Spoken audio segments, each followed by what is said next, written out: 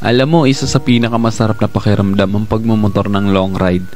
Yung tipong pagsakay mo pa lang ng motor, pagpaandar ng engine, may mararamdaman ka ng kakaibang saya. Dahil kapag nagmomotor ka sa mahabang biyahe, talagang nakakawala ng stress at ma-appreciate mo pa ang ganda ng mundo. Yung tipong habang nagmomotor ka, masasabi mo na lang sa sarili mo na, wow, ang sarap palang mabuhay. Ang ganda pala ng mundo. Lalo na kapag ang patakbo mo yung chill lang, yung ini-enjoy mo lang talaga ang moment. Madami kasi tayo kanya-kanyang problema sa buhay.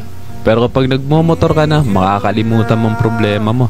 Lalo na kapag maganda ang view, maganda ang kalsada, tapos hindi mo namamalayan, nagkakaroon ka na pala ng positive mindset dahil magaan ang pakiramdam mo eh. Kaya kapag stress ka na, kailangan mo lang din talaga minsan ng mahabang biyahe bilang isang pahinga eh. Ang weird no? Kasi nakakapagod magmotor pero ito yung pahinga ng gusto-gusto ng marami. Pero sasabihin ko sa'yo, hindi katawan ng napapahinga kapag ka nagla-long ride ka eh. Kundi yung utak mo, kundi yung sarili mo mismo. Kaya deserve mo rin mag-enjoy. Deserve mo makarating sa magagandang lugar. Deserve mo ng bagong experience, ng bagong kwento.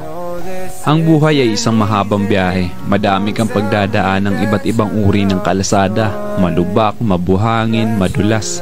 Kailangan mo lang din talaga maging maingat. At pwede kang huminto para magpahinga. Tapos, biyahe na ulit. So paano ba yan? Hanggang sa muli. Ride safe always.